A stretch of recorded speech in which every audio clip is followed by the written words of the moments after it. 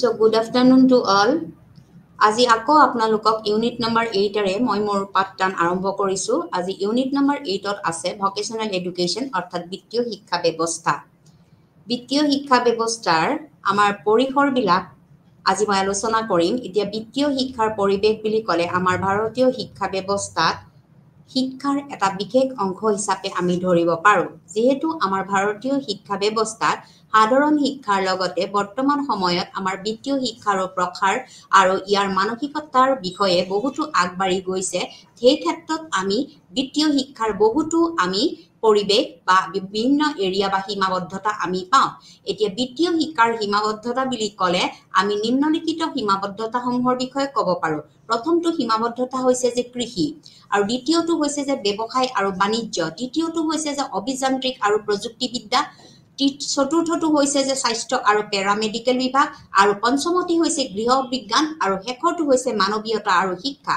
আমি জানো যে ভাৰতবৰ্ষ এখন কৃষি প্ৰধান দেশ, গতিকে এই কৃষি প্ৰধান দেশখনক আমি ভালদৰে আগবঢ়াই নিয়াৰ ক্ষেত্ৰত আমি সাধাৰণতে কি কৰিব লাগিব, যিকোনো ক্ষেত্ৰত কৃষিমূলক বিষয়সমূহ অন্তৰ্ভুক্ত কৰিব লাগিব। কৃষি অবিহনে আমি দেশৰ শিক্ষা ব্যৱস্থা কি কৰিব নোৱাৰো, আগবঢ়াই নিব নোৱাৰো। ভাৰতবৰ্ষৰ যিহেতু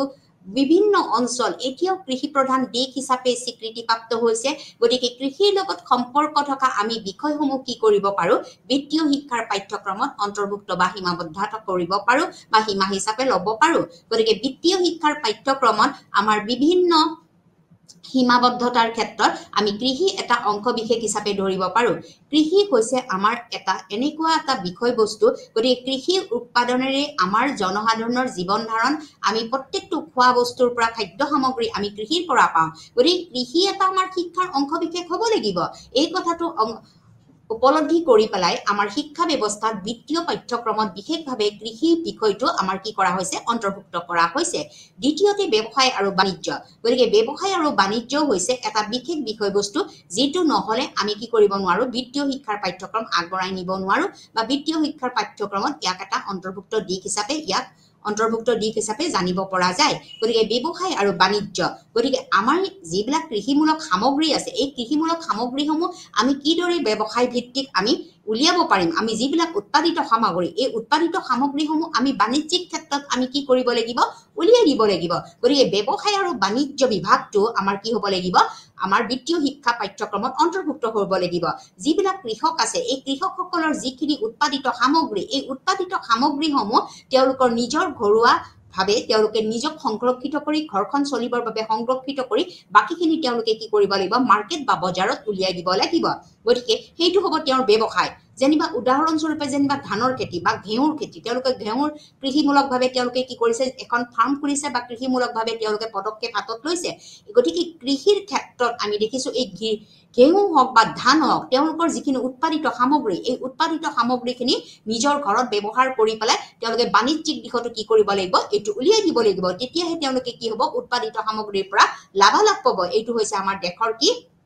উৎপাদন ক্ষমতা। তৃতীয়টো হৈছে যে অভিযান্ত্ৰিক আৰু প্ৰযুক্তি। যিহেতু আমাৰ ভাৰতবৰ্ষ এতিয়া বিজ্ঞান আৰু প্ৰযুক্তি বিদ্যাৰ ক্ষেত্ৰত বহুতো পদক্ষেপ হাতত লৈছে, সকলোবিলাক পাঠ্যক্ৰমত বিজ্ঞান আৰু প্ৰযুক্তিবিদ্যা অন্তৰ্ভুক্ত কৰিছে। গতিকে অভিযান্ত্ৰিক আৰু প্ৰযুক্তি এই দুটা বিষয়বস্তু আমাৰ কি হ'ব লাগিব, বিত্তীয় শিক্ষাৰ পাঠ্যক্ৰমত অন্তৰ্ভুক্ত কৰিব লাগিব। গতিকে আমাৰ যদি ইঞ্জিনিয়াৰিং বা প্ৰযুক্তিবিদ্যা ইয়াতে অন্তৰ্ভুক্ত নাথাকে, তেতিয়াহ'লে আমি কি কৰিব নোৱাৰো, বিত্তীয় শিক্ষাৰ পাঠ্যক্ৰম আগবঢ়াই নিব নোৱাৰো। গতিকে বিত্তীয় শিক্ষাৰ পাঠ্যক্ৰমৰ ক্ষেত্ৰত অভিযান্ত্ৰিক আৰু প্ৰযুক্তিবিদ্যাও এটা উল্লেখনীয় পদক্ষেপ বুলি আমি ভাবো। তাৰ চতুৰ্থতে হৈছে স্বাস্থ্য আৰু পেৰামেডিকেল। যদি দেশৰ জনসাধাৰণৰ স্বাস্থ্য উন্নত মানদণ্ডৰ নহয়, যে উন্নত মানদণ্ডৰ স্বাস্থ্যৰ বাবে দেশৰ আমাৰ যদি জনমূৰি আয় বৃদ্ধি কৰিবলগীয়া হয়, তেতিয়াহ'লে আমাৰ স্বাস্থ্য খণ্ডত আমি কি কৰিব লাগিব, গুৰুত্ব প্ৰদান কৰিব লাগিব। কিদৰে তেওঁলোকে নিউট্ৰিয়াছ আহাৰ গ্ৰহণ কৰে, পৰিপুষ্টি লাভ কৰিব পাৰে, স্বাস্থ্যসন্মতভাৱে থাকিব পাৰে, বিজ্ঞানসন্মত দিশসমূহ তেওঁলোকে উপলব্ধি কৰিব পাৰে, গৰ্ভৱতী মহিলাসকলে কি ধৰণে উন্নত মানদণ্ডত তেওঁলোকে থাকিব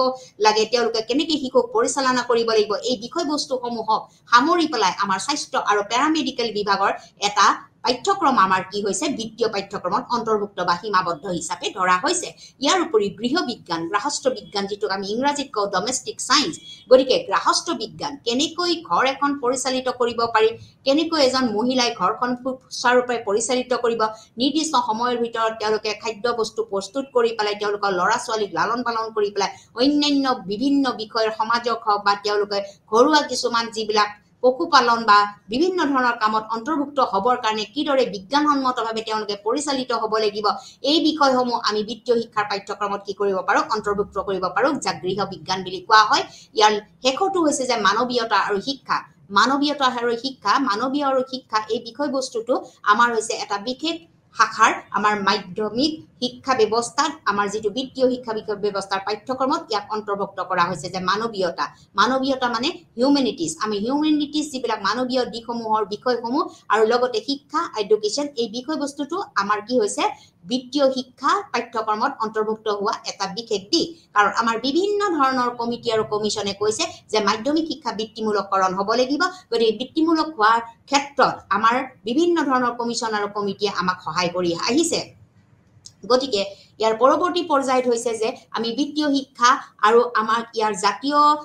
যেটো আমাৰ বিকাশ সাধন এই জাতীয় বিকাশ সাধনৰ ক্ষেত্ৰত আমি কি পদক্ষেপ হাতত লম আমি জানো যে ভাৰতবৰ্ষ এখন গণতান্ত্ৰিক দেশ গতিকে গণতান্ত্ৰিক দেশখন সুচাৰুৰূপে পৰিচালিত হ'বৰ বাবে আমাৰ কি হ'ব লাগিব আমাৰ সম্পূৰ্ণৰূপে আমাৰ যেটো জাতীয় বিকাশ সাধনৰ কথা আমি জানিব লাগিব জাতীয় বিকাশ সাধন কৰাৰ ক্ষেত্ৰত আমি কিছুমান পদক্ষেপ হাতত ল'ব লাগিব আমি কিদৰে জাতীয় বিকাশ সাধন কৰিব পাৰিম জাতীয় বিকাশ সাধনৰ ক্ষেত্ৰত আমাৰ বৃত্তিমুখী পাঠ্যক্ৰমসমূহে যথেষ্ট পৰিমাণে আমাক সহায় কৰি আহিছে কাৰণ জাতীয় জনমূৰি আয় আমাৰ জাতীয় বিকাশ সাধন যদি আমাৰ নহয় তেতিয়াহ'লে আমি অৰ্থনৈতিকভাৱে কি হ'ব নোৱাৰিম আগবাঢ়ি যাব নোৱাৰিম গতিকে অৰ্থনৈতিক ক্ষেত্ৰত আগবাঢ়ি যাবলৈ হলে বা আমি যদি বিভিন্ন ধৰণৰ সামাজিককৰণৰ ক্ষেত্ৰত আগবাঢ়ি যাব লগা হয় তেতিয়াহে আমি জাতীয় বিকাশ সাধনৰ কথা উপলব্ধি কৰিব পাৰিম গতিকে জাতীয় বিকাশ সাধনৰ কথা আমি উপলব্ধি কৰিবলৈ যাওঁতে আমি বৃত্তিমূলক শিক্ষাৰ পাঠ্যক্ৰমৰ কথা আমি পাহৰিব নোৱাৰিম গতিকে বৃত্তিমূলক শিক্ষা ব্যৱস্থাই আমাক কি কৰিছে আমাৰ জাতীয় বিকাশ সাধন হোৱাৰ ক্ষেত্ৰত আমাৰ সহায় কৰিছে এতিয়া জাতীয় বিকাশ সাধন হোৱাৰ ক্ষেত্ৰত সহায় কৰাৰ বিশেষ দিশসমূহ হৈছে যে আমি কি বস্তু অন্তৰ্ভুক্ত কৰিলে আমাৰ জাতীয় বিকাশ সাধন হ'ব পাৰিব মাধ্যমিক শিক্ষা ব্যৱস্থাত আমি যদি বৃত্তিমুখীকৰণ কৰো বিশেষভাৱে আমাৰ ভাৰতবৰ্ষত মাধ্যমিক শিক্ষা ব্যৱস্থা কি কৰা হৈছে বৃত্তিমূলককৰণ কৰা হৈছে গতিকে এই বৃত্তিমূলককৰণ শিক্ষা ব্যৱস্থাৰ জৰিয়তে আমি কি কৰিব পাৰো জাতীয় শিক্ষাৰ বিকাশ সাধন কৰিব পাৰো গতিকে জাতীয় শিক্ষাৰ বিকাশ সাধন কৰিবলৈ যাওঁতে আমি কি কৰিব লাগিব কিছুমান আমি নীতি বা নিৰ্দেশনা ইয়াত অন্তৰ্ভুক্ত কৰিব লাগিব যিবিলাক নীতি নিৰ্দেশনাৰ জৰিয়তে আমি কি কৰিব পাৰো আমি জাতীয় বিকাশ সাধন কৰিব পাৰো গতিকে আমাৰ বিত্তীয় শিক্ষাৰ ক্ষেত্ৰত জাতীয় বিকাশ সাধনৰ কথা বা ধাৰণাটো কি হৈ আছে সংলগ্ন হৈ আছে গতিকে আমাৰ জাতীয় বিকাশ সাধনৰ ক্ষেত্ৰত আমি কি কৰিব লাগিব জ্ঞান আৰু দক্ষতাৰ জৰিয়তে কৰ্মশক্তি বিকাশ কৰাৰ প্ৰয়োজন আহি পৰিব যিহেতু প্ৰত্যেকজন ব্যক্তিয়ে যেতিয়া বিত্তীয় শিক্ষা গ্ৰহণ কৰিব তেওঁ নিৰ্দিষ্ট বৃত্তিটোৰ ক্ষেত্ৰত কি থাকিব লাগিব যথেষ্ট পৰিমাণৰ জ্ঞান থাকিব লাগিব যথেষ্ট পৰিমাণৰ তেওঁ দক্ষতা থাকিব লাগিব গতিকে এই জ্ঞান আৰু দক্ষতাৰ জৰিয়তে আমি কি কৰিব লাগিব কৰ্মশক্তিৰ বিকাশ সাধন কৰাৰ আমাৰ প্ৰয়োজন আহি পৰে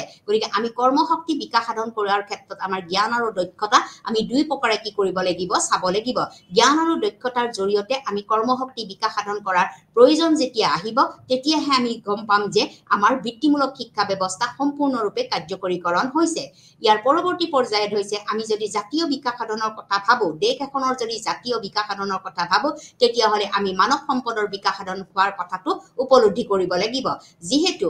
হিউম্যান ৰিসোৰ্স ডেভেলপমেন্ট আমাৰ মানৱ সম্পদ যদি বিকাশ সাধন নহয় আমাৰ যদি মানৱ সম্পদ যদি অধিক পৰিমাণে আমি নিয়োজিত কৰিব নোৱাৰো বিভিন্ন বৃত্তিমূলক বিষয়সমূহত বিভিন্ন বৃত্তিমূলক পাঠ্যক্ৰমসমূহত আমি যদি বিকশিত কৰিব নোৱাৰো আমি যদি নিয়োজিত কৰিব নোৱাৰো তেতিয়াহ'লে আমাৰ কি হ'ব জাতীয় বিকাশ সাধন হ'ব নোৱাৰিব গতিকে সম্পূৰ্ণৰূপে আমাৰ জাতীয় বিকাশ সাধন হোৱাৰ ক্ষেত্ৰত আমাৰ কি লাগিব বৃত্তিমূলক শিক্ষা ব্যৱস্থা আমাৰ লাগিব গতিকে বৃত্তিমূলক শিক্ষা ব্যৱস্থাৰ ক্ষেত্ৰত আমি কি কৰিব লাগিব মানৱ সম্পদ বিকাশ সাধনৰ কথা আমি ভাবিব লাগিব ইয়াৰ পৰৱৰ্তী পৰ্যায়ত হৈছে আমি প্ৰশিক্ষণৰ মনোভাৱেৰে শিশুসকলক শিক্ষা স্থানত এক প্ৰকাৰৰ এন্টিসেপ্টিক সদৃশ আমি বিষয়সমূহ কথা উপলব্ধি কৰিব লাগিব প্ৰত্যেকটো বিষয়তে আমাৰ কি লাগিব প্ৰশিক্ষণ লাগিব গতিকে প্ৰশিক্ষণৰ মনোভাৱ শিশুৱে শিক্ষা স্থানত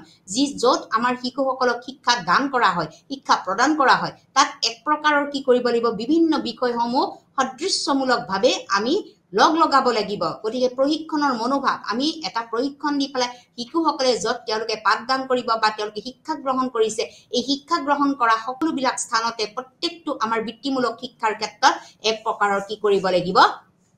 সম্পূৰ্ণৰূপে আমি গুৰুত্ব প্ৰদান কৰি পেলাই ইয়াক আগবঢ়াই নিব লাগিব ইয়াৰ পৰৱৰ্তী পৰ্যায়ত হৈছে যে আমাৰ যিটো ভাৰতীয়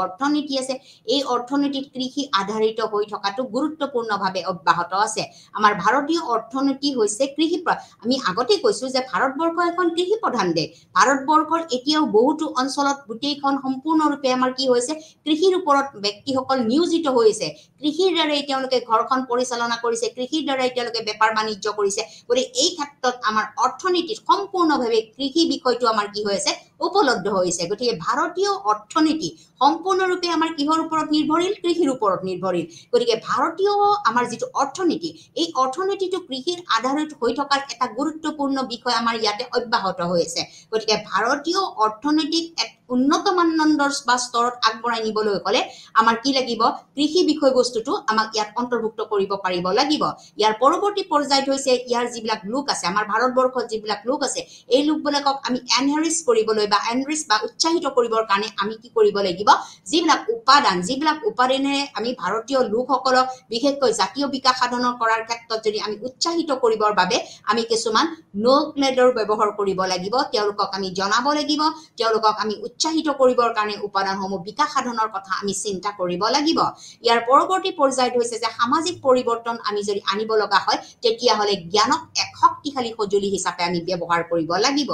যিখিনি জ্ঞান লাভ কৰিব বিভিন্ন বৃত্তিমূলক বিষয়ৰ জৰিয়তে আমাৰ শিশুসকলে যিবিলাক জ্ঞান লাভ কৰিব এই জ্ঞানসমূহ ভালকৈ তেওঁলোকে অৰ্জন কৰি পেলাই সামাজিক পৰিৱৰ্তন বা সমাজখন পৰিৱৰ্তন কৰিবলৈ হলে আমি এক প্ৰকাৰৰ শক্তিশালী সঁজুলি ব্যৱহাৰ কৰিব লাগিব গতিকে সামাজিক পৰিৱৰ্তনক আমি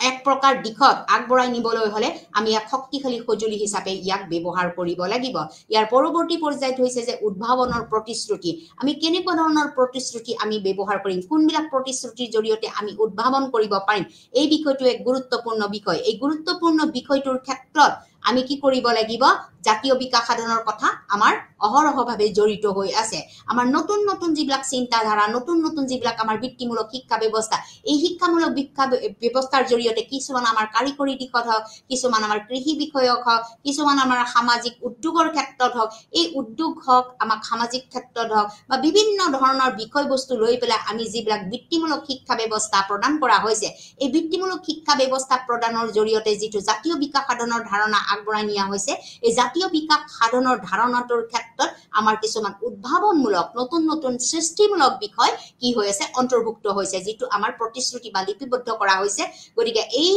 বিষয়বস্তুসমূহ অন্তকৰণৰ জৰিয়তে আমাৰ ভাৰতীয় শিক্ষা ব্যৱস্থাত বিশেষকৈ বিত্তীয় শিক্ষা ব্যৱস্থাৰ কাৰণে আমি কি কৰিব পাৰো জাতীয় বিকাশ সাধনৰ কথা চিন্তা কৰিব পাৰো অন্যহাতেদি আমি এইবিলাক বিষয়বস্তুৰ কথা যদি আমাৰ অন্তৰ্ভুক্ত কৰা নহয় তেতিয়াহলে আমি জাতীয় বিকাশ সাধনৰ কথা কি কৰিব নোৱাৰিম ভাবিব নোৱাৰিম গতিকে আমাৰ ভাৰতীয় শিক্ষা ব্যৱস্থাত আমাৰ বৃত্তিমূলক শিক্ষা ব্যৱস্থাই এক গুৰুত্বপূৰ্ণ বিষয়বস্তু অংশগ্ৰহণ কৰিছে কিন্তু আমাৰ ভাৰতবৰ্ষ ইতিমধ্যে কৈছে যে আমাৰ ভাৰতবৰ্ষখন হৈছে অৰ্থনৈতিকভাৱে এখন পিছপৰা দেশ গতিকে অৰ্থনৈতিকভাৱে পিছপৰা দেশ এখনক আমি সামগ্ৰিকভাৱে আগবঢ়াই নিবলৈ হলে বা অৰ্থনৈতিক দিশত আমি আগবঢ়াই নিবলৈ হলে আমাৰ কি লাগিব বিভিন্ন আমাৰ কৃষিমূলক বিষয়সমূহ আমি অন্তৰ্ভুক্ত কৰিব লাগিব কিন্তু ভাৰতবৰ্ষ বৰ্তমান সময়লৈকেও এতিয়া প্ৰগতিৰ পথত অন্যান্য আমাৰ পৃথিৱীৰ অন্যান্য ৰাষ্ট্ৰসমূহৰ লগত এতিয়াও ফেৰ মাৰিব পৰা হোৱা নাই কাৰণ ভাৰতবৰ্ষত বহু সংখ্যক লোক এতিয়াও অৰ্থনৈতিকভাৱে পিছপৰা হৈ আছে আমাৰ ভাৰতবৰ্ষত বহুতো পিছপৰা জাতি জনজাতি উপজাতি ব্যক্তি আছে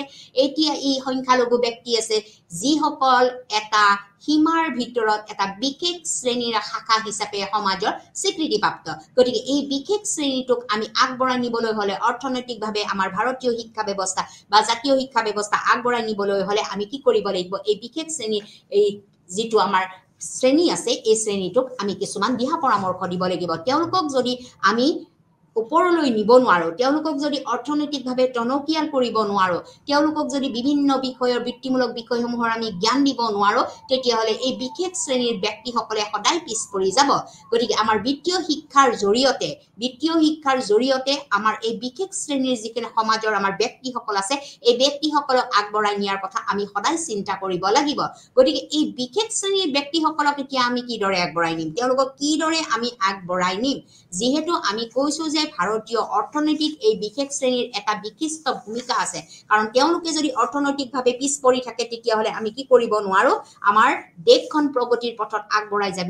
নোৱাৰিব আমাৰ দেশখন যদি প্ৰগতিৰ পথত আগবঢ়ি যাব নোৱাৰে যদি অৰ্থনৈতিকভাৱে আমাৰ পিছ পৰি থাকে প্ৰত্যেকজন ব্যক্তিয়ে যদি স্বাৱলম্বী হ'ব নোৱাৰে তেওঁলোকে যদি পৰনিৰ্ভৰশীল হৈ থাকে তেতিয়াহলে আমাৰ ভাৰতীয় অৰ্থনীতি সদায় পিছ পৰি ৰব গতিকে ভাৰতীয় অৰ্থনীতি আগবঢ়াই নিবলৈ হলে এই বিশেষ শ্ৰেণীৰ সমাজৰ এই বিশেষ শ্ৰেণীৰ ব্যক্তিসকলক আমি কি কৰিব লাগিব গুৰুত্ব প্ৰদান কৰিব লাগিব গতিকে এই বিশেষ শ্ৰেণীৰ ব্যক্তিসকলক গুৰুত্ব প্ৰদান কৰাৰ ক্ষেত্ৰত আমি কি কৰিব লাগিব যিটো আমাৰ বৃত্তিমূলক শিক্ষা ব্যৱস্থাৰ বহু প্ৰৱেশ আৰু প্ৰস্থানৰ প্ৰয়োজন হ'ব এতিয়া বৃত্তিমূলক বিষয় বুলি ক'লে আমি এটা বিষয়ৰ ওপৰতে নিয়োজিত হ'ব নোৱাৰো যেনে কৃষি জানিবা আমাৰ বৃত্তিমূলক বিষয় আমি এই কৃষিৰ ওপৰতে নিৰ্ভৰশীল হ'ব নোৱাৰো আমাৰ ভাৰতবৰ্ষত বিভিন্ন উদ্যোগ স্থাপনৰ কাৰণে আমাৰ অহৰহ আমাৰ কিছুমান উপাদান আছে আমাৰ ভাৰতবৰ্ষত সৰু সৰু কিছুমান বিকল্প পথ হিচাপে সৰু সৰু উদ্যোগ গঢ় লৈ উঠিছে এই উদ্যোগসমূহক গঢ় লৈ উঠাৰ মূলতে হৈছে আমি বিভিন্ন ধৰণৰ বৃত্তিমুখৰ পাঠ্যক্ৰমৰ আমি কি কৰিব লাগিব আমাৰ পাঠ্যক্ৰমত প্ৰৱেশ কৰাব লাগিব আমাৰ পাঠ্যক্ৰমত বিভিন্ন প্ৰকাৰৰ আমাৰ বিষয়বস্তু বিভিন্ন প্ৰকাৰৰ বৃত্তিমূলক পাঠ্যক্ৰমৰ বিষয়বস্তু অন্তৰ্ভুক্ত কৰিব পাৰিলেহে আৰু প্ৰস্থান কৰিব পাৰিলেহে তেতিয়াহে আমাৰ কি হ'ব এই বিশেষ শ্ৰেণীৰ যিটো আমাৰ সীমাবদ্ধতাত থকা শ্ৰেণী বিশেষ শ্ৰেণীৰ সমাজৰ এই লোকসকলে শিক্ষা গ্ৰহণ কৰিব পাৰিব আৰু তেওঁলোকে নিজ নিজ এটা বৃত্তি গ্ৰহণ কৰি পেলাই সমাজখনক আগবঢ়াই নিব পাৰিব দ্বিতীয়তে হৈছে আমাৰ যিবিলাক হস্ৰমেধি মডুলাৰ পাঠ্যক্ৰম আমাৰ কিছুমান পাঠ্যক্ৰম আছে যিবিলাক পাঠ্যক্ৰমত আমি এবছৰীয়া হওক ছমহীয়া হওক তিনিমহীয়া হওক এনে ধৰণৰ পাঠ্যক্ৰম আমি কি কৰিব পাৰো তেওঁলোকক প্ৰশিক্ষণ দিব পাৰো গতিকে আমি তিনিমহীয়া এটা যদি পাঠ্যক্ৰমৰ যদি আমি পৰিক্ৰমা লওঁ ছমহীয়া পৰিক্ৰমা লওঁ বিভিন্ন বৃত্তিমূলক বিষয়ৰ ওপৰত তেতিয়াহ'লে এই সমাজৰ এই বিশেষ শ্ৰেণীৰ লোকসকলে কি কৰিব পাৰিব তেওঁলোকে সেই তিনিমহীয়া বা ছমহীয়া বা এবছৰীয়া হস্ৰমেধি মডুলাৰৰ আধাৰত যিবিলাক পাঠ্যক্ৰম আছে এই পাঠ্যক্ৰম বিলাকৰ পৰা তেওঁলোকে শিক্ষা গ্ৰহণ কৰি পেলাই নিজ নিজ বিষয়ত তেওঁলোকৰ দক্ষতা আৰু যোগ্যতা অনুযায়ী তেওঁলোকে বৃত্তি গ্ৰহণ কৰিব পাৰিব আৰু সমাজখনক আগবঢ়াই নিব পাৰিব আৰু ভাৰতীয় অৰ্থনীতি কি কৰিব পাৰিব টনকিয়াল কৰিব পাৰিব ইয়াৰ উপৰিও আমাৰ জীৱিকা অৰ্জন কৰাও হৈছে এটা বিশেষ বিষয়বস্তু যিটো বিষয়বস্তু আমি কি কৰিব পাৰো এই সমাজৰ এই বিশেষ শ্ৰেণীৰ শিশুসকলক বিশেষ শ্ৰেণীৰ ব্যক্তিসকলক আমি ইয়াক জীৱিকা অৰ্জনৰ পথ হিচাপে তেওঁলোকক গ্ৰহণ কৰাত আমি সহায় কৰিব পাৰো যদি তেওঁলোকে কোনো ধৰণৰ বৃত্তিমূলক শিক্ষা ব্যৱস্থা গ্ৰহণ নকৰে বৃত্তিমূলক শিক্ষা ব্যৱস্থাৰ বাবে কোনো ধৰণৰ ধাৰণা নাই তেওঁলোকে যদি আত্মনিৰ্ভৰশীল হ'ব নোৱাৰে তেওঁলোকক যদি জীৱিকাৰ পথ আমি যদি দিব নোৱাৰো কোনো এটা বৃত্তি গ্ৰহণ কৰি পেলাই তেওঁলোকে কিনেদৰে জীৱিকা অৰ্জন কৰিব পাৰিব ইয়াৰ বিষয়ে যদি আমি জ্ঞান দিব নোৱাৰো তেতিয়াহ'লে আমাৰ কি হ'ব ভাৰতীয় অৰ্থনীতি পিছ পৰি থাকিব এতিয়া ভাৰতীয় অৰ্থনীতি আমি আগবঢ়াই নিবৰ বাবে আমি সেই সকল ব্যক্তিক বিভিন্ন ধৰণৰ জীৱিকা গ্ৰহণৰ ক্ষেত্ৰত আমি সহায় কৰিব পাৰো গতিকে কোনজন ব্যক্তি কোনটো বৃত্তিমূলক শিক্ষা গ্ৰহণ কৰিব কোনটো পাঠ্যক্ৰমত তেওঁলোকে অৱতীৰ্ণ হ'ব আৰু কোনটো পাঠ্যক্ৰম লৈ পেলাই তেওঁৰ সামৰ্থ্য অনুযায়ী তেওঁৰ দক্ষতা অনুযায়ী আৰু যোগ্যতা অনুযায়ী কোনো এটা জীৱিকা গ্ৰহণ কৰিব এই জীৱিকা গ্ৰহণৰ পথটো আমি কি কৰিব লাগিব তেওঁলোকক মুকলাই দিব লাগিব আৰু তেতিয়াহে আমাৰ কি হ'ব ভাৰতীয় অৰ্থনীতি আগবাঢ়ি যাব পাৰিব ইয়াৰ উপৰিও যেনেকৈ আমাৰ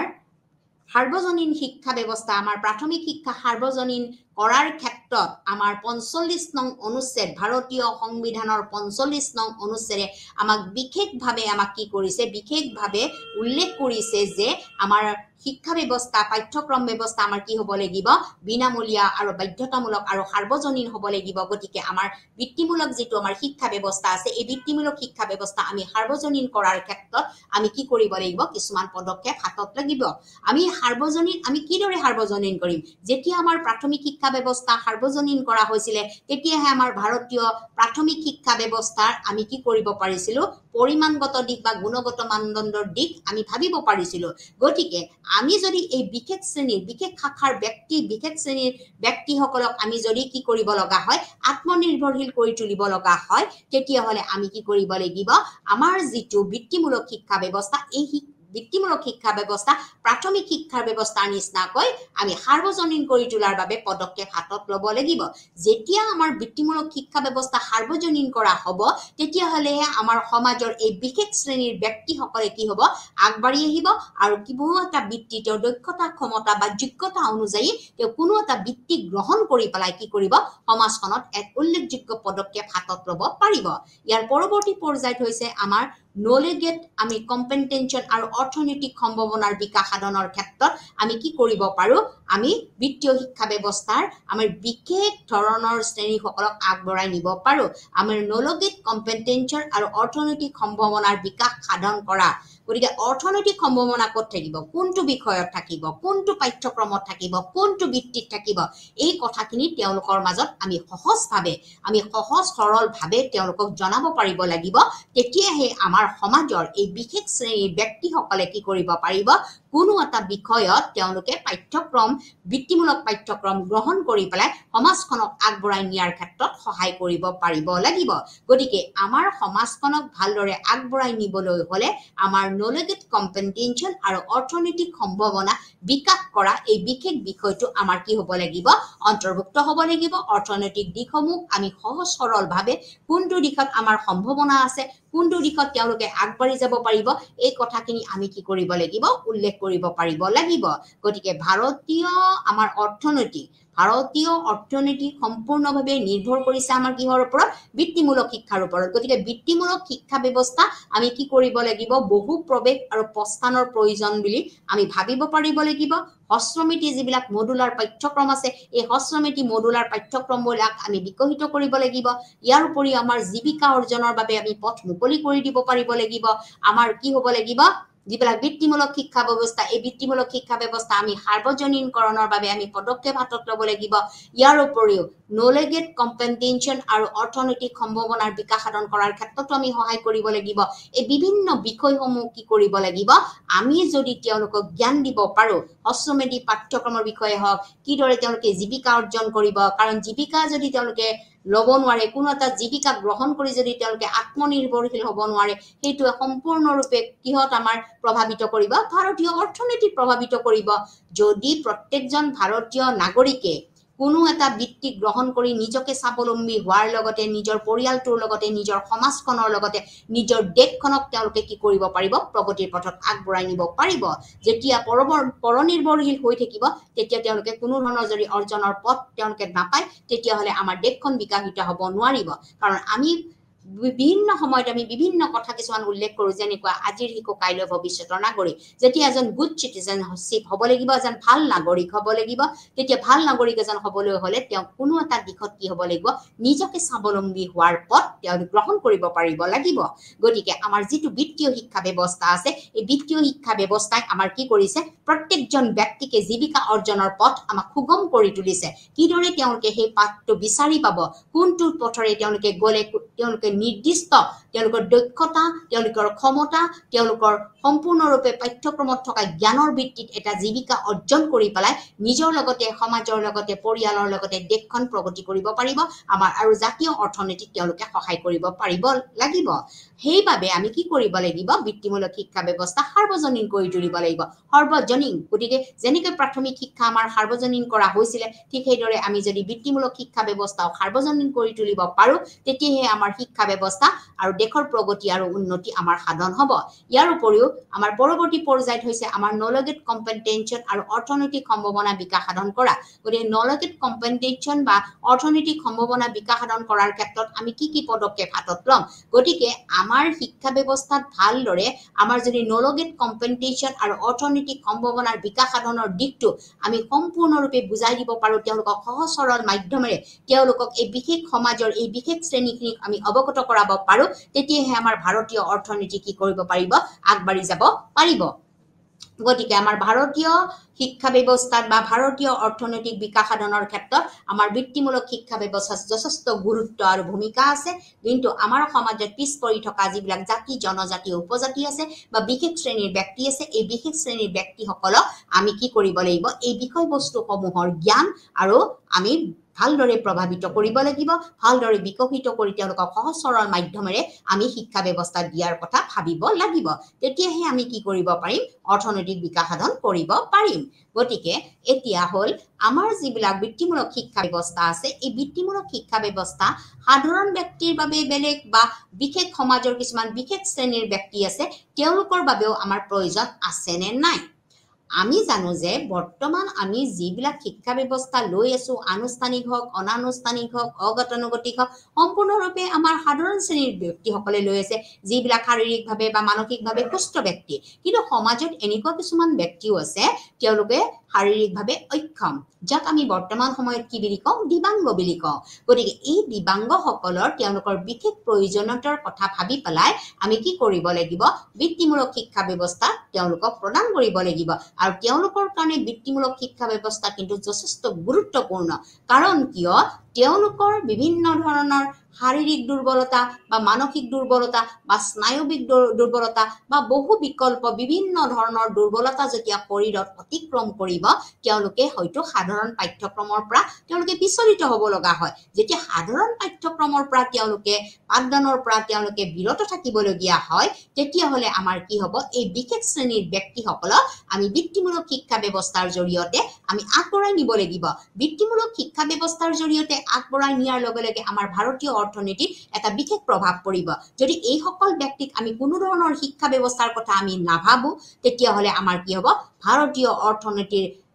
10% হলেও আমাৰ পিছ পৰি যাব যদি ভাৰতবৰ্ষৰ আমাৰ 90% মানুহে সাধাৰণভাৱে তেওঁলোকে সুস্থ সবল কিন্তু 10% ব্যক্তিয়ে যদি আমাৰ শাৰীৰিক বা মানসিকভাৱে আমি অসুস্থতা দেখা পাওঁ বা দিবাংগ বুলি আমি ভাবি লৈছো বা তেওঁলোকে স্বীকৃতিপ্ৰাপ্ত হৈছে এই সকলৰ যদি কোনো অৰ্থনীতি নাথাকে তেওঁলোকৰ যদি কোনো জীৱিকা নাথাকে তেতিয়াহ'লে আমাৰ ভাৰতীয় অৰ্থনীতিত বিশেষভাৱে প্ৰভাৱ বিস্তাৰ পৰিব বুলি মই ভাবো গতিকে তেওঁলোকে যেতিয়া বিশেষভাৱে সক্ষম ব্যক্তি এই বিশেষভাৱে সক্ষম ব্যক্তিসকলক সক্ষম কৰি তুলিবৰ বাবে তেওঁলোকেও যদি আত্মনিৰ্ভৰশীলতা লাভ কৰিব পাৰে তেওঁলোকেও যদি সমাজত এক সন্মানপূৰ্বকভাৱে জীয়াই থকাৰ অধিকাৰ লাভ কৰিব পাৰে এই কথাবিলাকক উপলব্ধি কৰি পেলাই কি কৰা হয় তেওঁলোকৰ প্ৰয়োজন অনুযায়ী আমি কি কৰিব পাৰো বৃত্তিমূলক শিক্ষা ব্যৱস্থা প্ৰদান কৰিব পাৰো গতিকে বৃত্তিমূলক শিক্ষা ব্যৱস্থা প্ৰদান কৰাৰ ক্ষেত্ৰত আমাৰ যিখন Persons with Disabilities Act 1995 আছে যে Persons with Disabilities অৰ্থাৎ PWS এই PWSৰ যিখন শিক্ষাৰ প্ৰশিক্ষণ আছে এই প্ৰশিক্ষণক আমি শক্তিশালী কৰি পেলাই তেওঁলোকৰ মনত আত্মবিশ্বাস আৰু অৰ্থনৈতিক গঢ়াৰ বাবে এক শক্তিশালী সঁজুলি হিচাপে আমি গ্ৰহণ কৰিব পাৰো আমাৰ ভাৰতবৰ্ষত পোন প্ৰথমবাৰৰ বাবে আমাৰ Persons with Disabilities 1995ত যিখন এক্ট আছিল সেই এক্টখনৰ মতে আমি 3 প্ৰকাৰৰ বাধাগ্ৰস্ততাহে আমি দেখা 5 প্ৰকাৰৰ বাধাগ্ৰস্ততাহে আমাৰ চকুত দৃষ্টি নিক্ষেপ হৈছে বা 5 প্ৰকাৰৰ বাধাগ্ৰস্ততাকে আমি শিক্ষা ব্যৱস্থা দিয়াৰ কথা গ্ৰহণ কৰা হৈছিল গতিকে এই যেটো তেওঁলোকৰ এক্টৰ মতে যিখিনি আমাৰ ছাত্ৰ ছাত্ৰী আছে বা যিখিনি আমাৰ দিবাংগ শিক্ষক শিক্ষয়িত্ৰী আছে বা দিবাংগ ছাত্ৰ ছাত্ৰী আছে তেওঁলোকক আমি শিক্ষাৰ প্ৰশিক্ষণক শক্তিশালী কৰি পেলাই তেওঁলোকৰ মনত কি কৰিব লাগিব আত্মবিশ্বাস গঢ়ি তুলিব লাগিব আৰু অৰ্থনৈতিক গঢ়াৰ বাবে এক শক্তিশালী সঁজুলি হিচাপে আমি ব্যৱহাৰ কৰিব পাৰিব লাগিব ইয়াৰ উপৰিও PWSৰ যত্ন লবলৈ আমি কি কৰিব লাগিব জনশক্তিৰ প্ৰস্তুত কৰি তুলিব লাগিব জনশক্তি প্ৰস্তুত কৰি তুলিবলৈ হলে আমি কি কৰিব লাগিব বিভিন্ন ধৰণৰ কথা আমি ইয়াত উপলব্ধি কৰিব পাৰিব লাগিব গতিকে বিভিন্ন ধৰণৰ আমি বিষয়বস্তু অন্তৰ্ভুক্ত কৰাৰ লগে লগে আমি কি কৰিব লাগিব তেওঁলোকৰ ক্ষেত্ৰত কিছুমান এনেকুৱা অনুষ্ঠান আছে যিবিলাক অনুষ্ঠানৰ জৰিয়তে আমাৰ যিবিলাক বিশেষ প্ৰয়োজন থকা ব্যক্তি আছে এই বিশেষ প্ৰয়োজন থকা ব্যক্তিসকলক কি কৰা হয় সমৰ্থিত কৰি পেলাই তেওঁলোকক জীৱিকা গ্ৰহণৰ বাবে প্ৰস্তুত কৰি তোলা হয় এতিয়া এই জনশক্তিক যদি আমি সম্পূৰ্ণৰূপে প্ৰস্তুত কৰি তুলিব নোৱাৰো তেতিয়াহলে তেওঁলোকে কোনো ধৰণৰ বৃত্তি গ্ৰহণ কৰিব নোৱাৰিব যদি কোনো এটা বৃত্তি তেওঁলোকে গ্ৰহণ কৰিব নোৱাৰে তেতিয়াহলে সমাজখনক তেওঁলোকে কি কৰিব নোৱাৰিব আগবঢ়াই নিব নোৱাৰিব গতিকে সমাজখনক আগবঢ়াই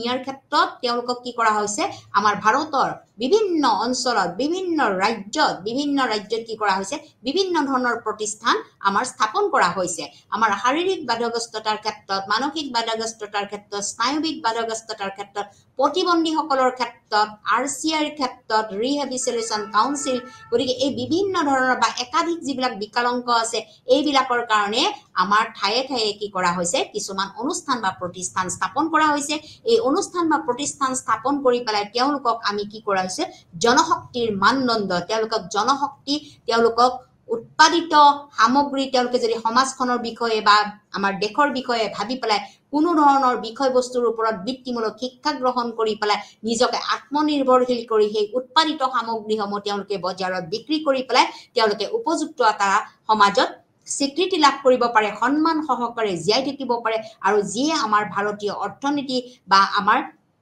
জাতীয় বিকাশত সহায় কৰিব পাৰে এতিয়া মই আলোচনা কৰিম যে শাৰীৰিক সহায়ৰ বাবে শাৰীৰিক যদি কিবা দুৰ্বলতা আছে বা শাৰীৰিক অসুস্থতা আছে এই অসুস্থতা শিশুসকলক বা ব্যক্তিসকলৰ বাবে আমাৰ কি কৰা হৈছে নতুন দিল্লীত আমাৰ কিছুমান প্ৰতিষ্ঠান আছে যি প্ৰতিষ্ঠানৰ জৰিয়তে আমি শাৰীৰিক সহায়কৰ ক্ষেত্ৰত এই বিষয়বস্তুবিলাক আমি অন্তৰ্ভুক্ত কৰিব পাৰো তাৰ দ্বিতীয়টো হৈছে যে দৃষ্টিশক্তিৰ ক্ষেত্ৰত ৰাষ্ট্ৰীয় সংযম গতিকে দৃষ্টিৰ প্ৰতি যিবিলাক দুৰ্বলতা আছে ভালদৰে দেখা নাপায় বা তেওঁলোকে যিকোনো কথা ভালদৰে উপলব্ধি কৰিব নোৱাৰে বা তেওঁলোকে ভালদৰে দেখা নাপায় বা তেওঁলোকে অন্ধ এনেকুৱা ধৰণৰ ব্যক্তিসকলৰ বাবে দৃষ্টিশক্তিৰ ক্ষেত্ৰত পিছ পৰি থকা ব্যক্তিসকলক আমাৰ ৰাষ্ট্ৰীয় সংযম সংঘ বুলি আমাৰ কিছুমান কাৰ্যালয় আছে যিটো কাৰ্যালয় আমাৰ ডেৰাডুনত অৱস্থিত ইয়াৰ উপৰিও আমাৰ অৰ্থপেডিক যিবিলাক হাড়ৰ দুৰ্বলতা আছে শৰীৰৰ বিভিন্ন হাড়বিলাক তেওঁলোকৰ মজবুত নহয় বা হাড়বিলাকৰ দুৰ্বলতাৰ বাবে তেওঁলোকে সম্পূৰ্ণৰূপে থিয় দিব নোৱাৰে ভালদৰে লিখিব নোৱাৰে এনেকুৱা ধৰণৰ অৰ্থপেডিক ভাৱে যিবিলাক অক্ষম ব্যক্তি আছে এই অক্ষম ব্যক্তিসকলক সহায়ৰ বাবে আমাৰ কলকাতাত কি কৰা হৈছে ৰাষ্ট্ৰীয় সংযম কেন্দ্ৰ এটা স্থাপন কৰা হৈছে য'ত আমাৰ অৰ্থপেডিক ভাৱে দুৰ্বল থকা ব্যক্তিসকলক সক্ষম কৰি তুলিবৰ বাবে আমাৰ বিশেষ সাহায্য প্ৰদান কৰা হয় ইয়াৰ পৰৱৰ্তী পৰ্যায়ত হৈছে আমাৰ মানসিকভাৱে কিছুমান বিকলাংগ ব্যক্তি আছে যি বিকলাংগ ব্যক্তিসকলক আমাৰ কি কৰা হয় সেকেন্দ্ৰাবাদৰ ৰাষ্ট্ৰীয় প্ৰতিষ্ঠানত তেওঁলোকক অন্তৰ্ভুক্ত কৰি পেলাই তেওঁলোকক মানসিকভাৱে সুস্থ সবল কৰাৰ বাবে গুৰুত্ব প্ৰদান কৰা হয় ইয়াৰ পৰৱৰ্তী পৰ্যায়ত আমাৰ যিবিলাক প্ৰতিবন্ধী আছে এই প্ৰতিবন্ধীবিলাকক মুম্বাইৰ শ্ৰৱণ শক্তিৰ ৰাষ্ট্ৰীয় সাহস কেন্দ্ৰত ইয়াক গুৰুত্ব প্ৰদান কৰা হয় যিবিলাক প্ৰতিবন্ধী ব্যক্তি আছে এই প্ৰতিবন্ধীসকলক আমাৰ মুম্বাইৰ যিবিলাক শ্ৰৱণ কেন্দ্ৰ আছে মুম্বাইত এটা প্ৰতিষ্ঠান আছে য'ত কাণেৰে ভালকে নুশুনা ব্যক্তিসকলক কি কৰা হয় সবল কৰি তোলাৰ বাবে এক বিশেষ তেওঁলোকক বিভিন্ন সা-সঁজুলি বা সা-সৰঞ্জামেৰে তেওঁলোকক সুস্থ সবল কৰি পেলাই শ্ৰৱণ শক্তিৰ ক্ষেত্ৰত তেওঁলোকক কি কৰা হয় এক গুৰুত্ব প্ৰদান কৰা হয় এই গুৰুত্ব প্ৰদান কৰি পেলাই তেওঁলোকে যদি কোনো এটা বৃত্তি গ্ৰহণ কৰিব পাৰে বৃত্তি গ্ৰহণ কৰি পেলাই তেওঁলোকে সমাজক নিজকে প্ৰতিষ্ঠিত হোৱাৰ লগতে সমাজখনক তেওঁ আগবঢ়াই নিবৰ বাবে এইবিলাকক কি কৰা হয় এক বিশেষ সাহস বা শক্তি প্ৰদান কৰা হয় যাক আমি কৈছো যে প্ৰতিবন্ধী মুম্বাইৰ শ্ৰৱণ শক্তিৰ ৰাষ্ট্ৰীয় সাহস কেন্দ্ৰ ইয়াৰ পৰৱৰ্তী পৰ্যায়ত হৈছে RCR প্ৰশিক্ষণ কেন্দ্ৰ ৰিহেবিলিটেশ্যন কাউন্সিল যি এই প্ৰশিক্ষণৰ জৰিয়তে যিবিলাক বাধাগ্ৰস্ততা আছে এই বাধাগ্ৰস্তসকলৰ নিৰ্মূলকৰণৰ বাবে আমাৰ RCR কি কৰা হয় প্ৰশিক্ষণৰ কিছুমান ব্যৱস্থা কৰা হয় আৰু গৱেষণা কোটাৰ বাবে আমাৰ NI আমাৰ যিবিলাক গৱেষণা কৰা হয় যে এনেকুৱা ব্যক্তিসকলৰ ওপৰত বিভিন্ন ধৰণৰ গৱেষণা কাৰ্য আগবঢ়াই নিবৰ বাবে আমাৰ NI এটা বিভাগ আছে যিটো বিভাগৰ জৰিয়তে আমি কিছুমান কাৰ্যৱলী হাতত ল'ব পাৰো আৰু ইয়াৰ উপৰিও আমাৰ কি আছে একাধিক বিকলাংগ কিছুমান বিভাগ আছে যি বিভাগসমূহৰ যিটো বিভাগ আছে এই বিভাগটো আমাৰ চেন্নাইত অৱস্থিত গতিকে চেন্নাইত আমাৰ কি কৰা হয় যিবিলাক একাধিক বিকলাংগ যাক আমি মাল্টিপল ডিসেবিলিটি বুলি কওঁ তেওঁলোকক প্ৰশিক্ষণ প্ৰাপ্ত কৰি তুলি পেলাই তেওঁলোকক বিভিন্ন ধৰণৰ সহায় কৰি পেলাই আমাৰ সমাজখনৰ তেওঁলোকক এটা বিশেষ স্থান দিয়াৰ বাবে তেওঁলোকক অধিকাৰ দিয়া হৈছে বিশেষ স্থান যাতে লাভ কৰিব পাৰে তাৰ বাবে গুৰুত্ব প্ৰদান কৰা হৈছে গতিকে তেওঁলোকে বিশেষ স্থান কেনেকৈ লাভ কৰিব যেতিয়া সমাজত তেওঁলোকে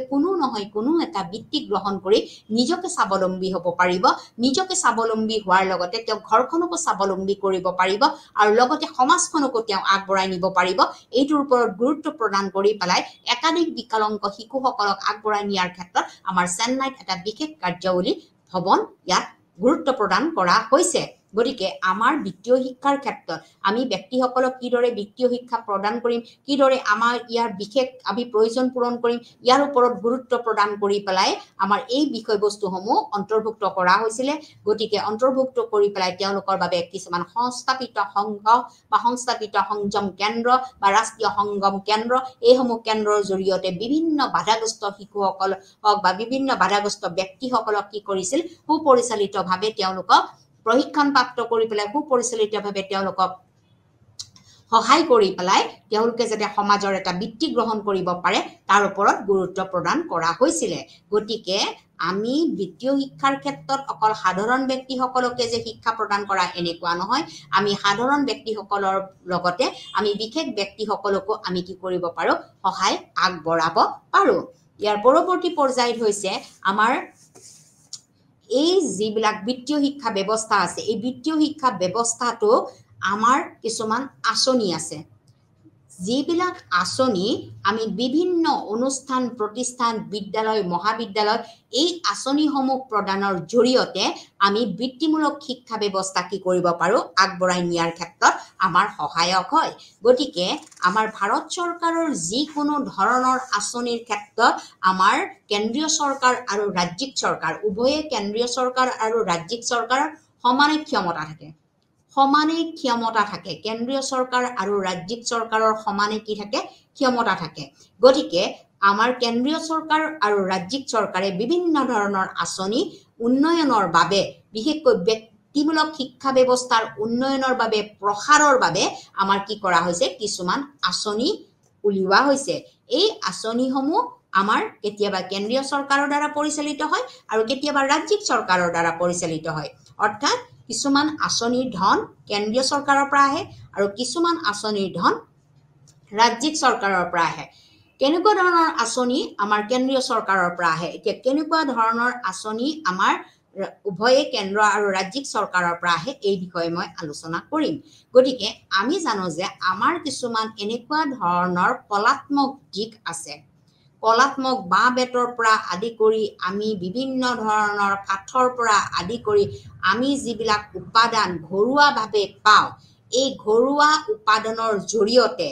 আমি কোনো কাৰ্যসূচী গ্ৰহণ কৰাৰ ক্ষেত্ৰত বা কাৰ্যসূচীটো কিদৰে আগবঢ়াই নিম, এনেকুৱা ধৰণৰ কাৰ্যসূচীৰ আমাৰ কিছুমান আঁচনি আছে, যিবিলাক আঁচনিক আমি ক্ৰাফ্টমেন প্ৰশিক্ষণ আঁচনি বা কাৰ্যসূচী বুলি কওঁ। ক্ৰাফ্টৰ লগত জড়িত আমাৰ যিকোনো কাম, চিলাই হওক, বাঁহৰ কাম হওক, বেতৰ কাম হওক, মৰাপাটৰ ৰছীৰ কাম হওক, মৰাপাটৰ পৰা উৎপাদিত সামগ্ৰীৰ কাম হওক, কাঁহ পিতলৰ বাচন বনোৱাৰ পৰাই হওক, আমাৰ কমাৰৰ দা কুঠাৰ ধাৰ কৰাৰ পৰাই হওক, বিভিন্ন ধৰণৰ বৈদ্যুতিক সামগ্ৰীসমূহৰ উৎপাদনৰ ক্ষেত্ৰতে হওক, যিবিলাক কাৰ্যসূচী বা প্ৰশিক্ষণ, এই প্ৰশিক্ষণৰ কাৰ্যসূচীবিলাকৰ আঁচনিসমূহ আমাৰ উভয়ে কেন্দ্ৰীয় আৰু ৰাজ্যিক চৰকাৰে কি কৰে, তদাৰক কৰে। ইয়াৰ উপৰিও আমাৰ কি হয়, এণ্ট্ৰিপ্ৰেনশ্বিপ প্ৰশিক্ষণৰ ব্যৱস্থা। আমাৰ কিছুমান এনেকুৱা কিছুমান প্ৰশিক্ষণ আছে, যি প্ৰশিক্ষণৰ জৰিয়তে আমি 1 বছৰ বা 2 বছৰৰ ভিতৰত বা 1 বছৰ 2 বছৰ 3 বছৰ বা 4 বছৰৰ ভিতৰত কোনো এটা শিক্ষা ব্যৱস্থা তেওঁলোকে সমাপ্ত কৰি পেলাই আহি তেওঁলোকে ৰাষ্ট্ৰীয় পৰ্যায়ত কি কৰিব পাৰে, এণ্ট্ৰেন্সশ্বিপ প্ৰশিক্ষণ ল'ব পাৰে বৃত্তিমূলক শিক্ষাৰ ক্ষেত্ৰত। গতিকে এণ্ট্ৰেন্সশ্বিপ প্ৰশিক্ষণ ব্যৱস্থা এনেকুৱা এটা প্ৰশিক্ষণ ব্যৱস্থা, যি প্ৰশিক্ষণ ব্যৱস্থাই তেওঁলোকে সাধাৰণ শিক্ষাৰ 1 বছৰ হওক 2 বছৰ হওক বা 3 বছৰ 4 বছৰ তেওঁলোকে শিক্ষা সমাপ্ত কৰি পেলাই তেওঁলোকে ৰাষ্ট্ৰীয় পৰ্যায়ত এনেকুৱা ধৰণৰ তেওঁলোকে প্ৰশিক্ষণ লৈ পেলাই কোনো ধৰণৰ এটা ভাল বৃত্তিমূলক শিক্ষা ব্যৱস্থাৰ বাবে আমি তেওঁলোকক প্ৰস্তুত কৰি তুলিব পাৰোঁ। ইয়াৰ উপৰিও আমাৰ কিছুমান এনেকুৱা আমাৰ প্ৰশিক্ষণৰ কাৰ্যসূচী আছে, যিবিলাক প্ৰশিক্ষণৰ কাৰ্যসূচীয়ে আমাৰ উন্নত মানদণ্ডৰ আমাৰ বৃত্তিমূলক শিক্ষা ব্যৱস্থাৰ কথা তেওঁলোকে উপলব্ধি কৰিব পাৰে। গতিকে আমাৰ যদি বৃত্তিমূলক শিক্ষা ব্যৱস্থা আমাৰ পুৰণিকলীয়া হৈ থাকে, তেতিয়াহ'লে আমাৰ দেশৰ প্ৰগতি বা উন্নতিৰ কথা আমি ভাবিব নোৱাৰিম। গতিকে দেশৰ প্ৰগতি আৰু উন্নতিৰ ক্ষেত্ৰত আমাৰ কি হ'ব লাগিব,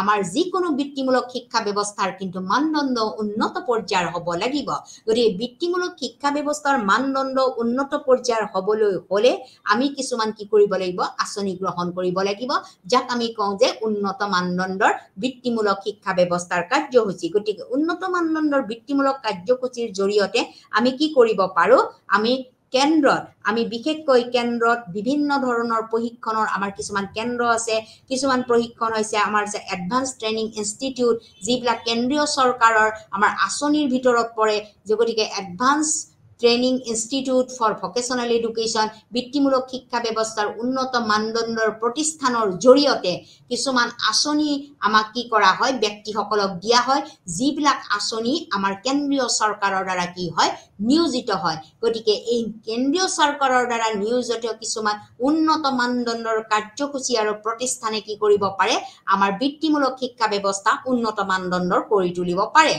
ইয়াৰ পৰৱৰ্তী পৰ্যায়ত হৈছে NGO আমাৰ চৰকাৰী কিছুমান সংস্থা আছে আৰু কিছুমান বেচৰকাৰী সংস্থা আছে যাক নন গভৰ্নমেন্ট অৰ্গেনাইজেশ্যন বুলি কওঁ চৰকাৰী অনুষ্ঠানবিলাক চৰকাৰৰ দ্বাৰা কিহত তদাৰক হয় চৰকাৰৰ দ্বাৰাই দৰমহা নিৰ্মিত হয় চৰকাৰী সকলোবিলাক বিষয়বস্তু কি কৰে প্ৰদান কৰে কিন্তু আমাৰ কিছুমান এনেকুৱা অনুষ্ঠান আছে যিবিলাক বেচৰকাৰী চৰকাৰৰ লগত কোনো সহযোগ নাই বা তাত থকা কৰ্মীসকল নিয়োজিত থকা কৰ্মীসকলৰ দৰমহাৰ পৰাই আদি কৰি বিভিন্ন ধৰণৰ সা সুবিধা আমি বেচৰকাৰীভাৱে আমি প্ৰদান কৰো বেচৰকাৰীভাৱে প্ৰদান কৰি পেলাই কি কৰো আমি ইয়াৰ শিক্ষা ব্যৱস্থা আমি দিব পাৰো গতিকে আমাৰ যিবিলাক বেচৰকাৰী সংস্থা আছে এই বেচৰকাৰী সংস্থাসমূহে আমাৰ কি কৰিব পাৰে আমাৰ যিকোনো এটা বৃত্তিমূলক শিক্ষা ব্যৱস্থাৰ ক্ষেত্ৰত তেওঁলোকে কেন্দ্ৰীয় চৰকাৰৰ পৰা বা ৰাজ্যিক চৰকাৰৰ পৰা আঁচনি আনি পেলাই সেই সমাজৰ ব্যক্তিসকলক তেওঁলোকে আমন্ত্ৰণ কৰিব পাৰে যাতে সমাজত তেওঁলোকে যিসকল নিবনুৱা আছে যিসকলে কোনো ধৰণৰ ৰাস্তা বিচাৰি পোৱা নাই বা জীৱিকাৰ পথ বিচাৰি পোৱা নাই বা অৰ্থনৈতিকভাৱে পিছপৰা ব্যক্তি আছে এই সকল ব্যক্তিক এই আমাৰ নন গভৰ্নমেন্ট অৰ্গেনাইজেশ্যনৰ দ্বাৰা বা বেচৰকাৰী সংস্থাসমূহৰ দ্বাৰা তেওঁলোকক কি কৰা হয় নিমন্ত্ৰণ কৰা হয় আৰু তাৰ জৰিয়তে তেওঁলোকক প্ৰশিক্ষণপ্ৰাপ্ত কৰি তুলি পেলাই যিকোনো এটা তেওঁলোকে বৃত্তিমূলক শিক্ষা ব্যৱস্থাত নিয়োজিত হৈ পেলাই নিজৰ লগতে দেশৰ লগতে বা আমাৰ গোটেই ভাৰতীয় অৰ্থনীতিত এটা সুদূৰ প্ৰসাৰী প্ৰভাৱ পেলাবৰ বাবে প্ৰচেষ্টা হাতত লোৱা হয় ইয়াৰ উপৰিও আমাৰ ভাৰত চৰকাৰ কেন্দ্ৰীয় চৰকাৰ আৰু ৰাজ্যিক চৰকাৰৰ অন্য এটা আঁচনি আছে যিটো আঁচনিক আমি কৈছো যে দক্ষতা বিকাশ আৰু উদ্যোগ মন্ত্ৰণালয় গতিকে আমাৰ যিটো স্কিল ডেভেলপমেন্ট বুলি বৰ্তমান কোৱা হয়